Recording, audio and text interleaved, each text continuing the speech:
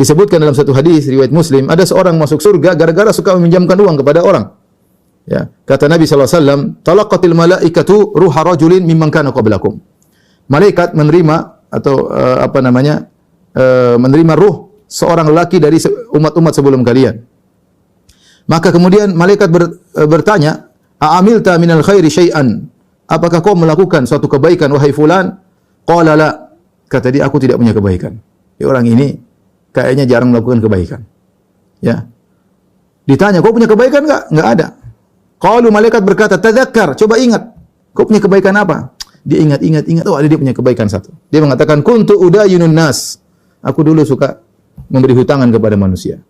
Fa'amuru fityani an yunzirul mu'sir. Maka aku suruh budak-budakku untuk memberi tanggungan waktu kepada orang yang sulit bayar hutang. Wa yatajawwazu anil musir. Adapun orang yang mudah bayar hutang, saya pun beri keringanan kepada orang yang mudah bayar hutang. Rasulullah berkata, qala Allah azza wa jalla tajawwazu anhu. Maka Allah berkata, maka ampunilah dosa-dosanya. Ya, ampunilah dosa-dosanya. Jadi memberi hutang kepada orang lain pahalanya besar. Bahkan dalam satu hadis kata Nabi sallallahu alaihi wasallam, as-salafu yajri syatra sadaqah. Kata Nabi sallallahu alaihi wasallam bahwasanya memberi hutang itu pahalanya seperti setengah sedekah. Jadi artinya kalau seorang beri hutang 1 juta, meskipun akan dibayar 1 juta tersebut, maka dia seakan-akan bersedekah 500.000. Beda kalau dia bersedekah 500.000, uang hilang.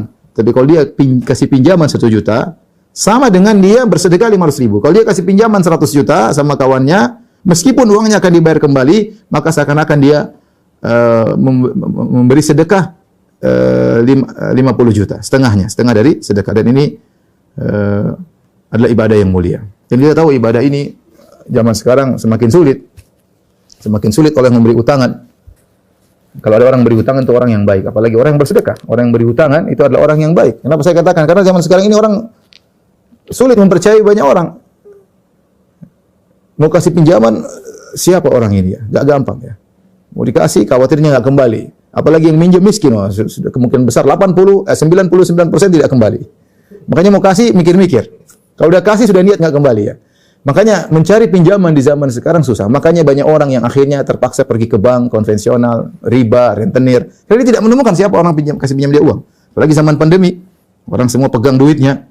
Makanya ya akhi ya ukhti, kalau anta dan anti mendapati ada orang kasih pinjaman, bukan kasih sedekah, bukan kasih hadiah, kasih pinjaman sama antum, itu orang baik. Itu orang baik. Ya.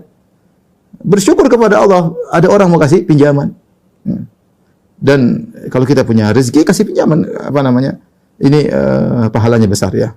Bahkan tadi inna salaf yajri majra syatri sadaqah. Sungguhnya memberi hutangan itu pahalanya seperti setengah sedekah.